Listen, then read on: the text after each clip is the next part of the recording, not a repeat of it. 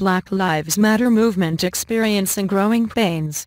Washington, A.B. Hundreds of Black Lives Matter activists, black and white, marched outside the Minnesota State Fair this weekend, hoping to bring attention to the deaths of African Americans at the hands of police.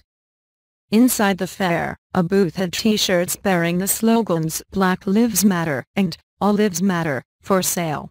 Todd Bremans, who reserved the booth, chatted with fairgoers while the other protesters were kept outside. The competing activities in Minnesota underscore the challenge that Black Lives Matter faces as it evolves from social media hashtag to full-blown movement. Its fluid, organic nature generates confusion about exactly who is in charge, who can legitimately speak for the group, and even whether it can be blamed for violence that some say may have been inspired by its rhetoric. Tracing its roots to the fatal 2012 shooting of 17-year-old Trayvon Martin in Florida, the Black Lives Matter movement gained national ground after 18-year-old Michael Brown was shot and killed by a white police officer in Ferguson, Missouri.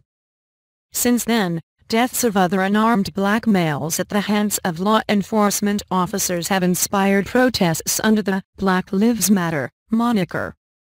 Some are affiliated with the original Black Lives Matter network founded by Opal Tomchi, Patrisse Cullors and Alicia Garza and their allies.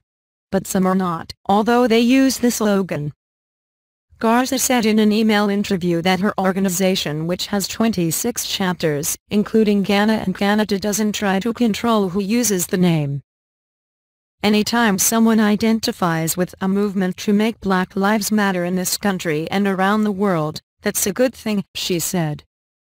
Some similarly loosely organized social movements, like Occupy Wall Street and the Tea Party, evolved beyond their grassroots beginnings, while some died. Others followed the lead of the 1960s civil rights movement, which birthed groups like the Southern Christian Leadership Conference and the Student Nonviolent Coordinating Committee. Having small nebulous groups linked through social media and a shared cause may be enough for now, but odds are against such groups surviving for the long haul, said Deanna A. Rollinger, a Florida State University sociology professor who studies social movements and collective behavior. Activists do really good work locally, she said. But if you want to affect politics and politicians, then you really do have to move up your organization to a more structured format that can engage politicians and lobbyists on their turf.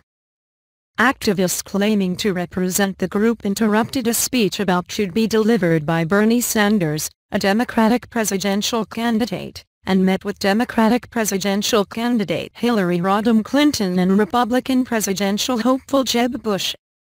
And a Texas sheriff criticized the movement after one of his white deputies was shot and killed Friday at a Houston gas station. A black man has been charged with murder. Harris County Sheriff Ron Hickman questioned whether it was spurred by anger over the killings of black men by police.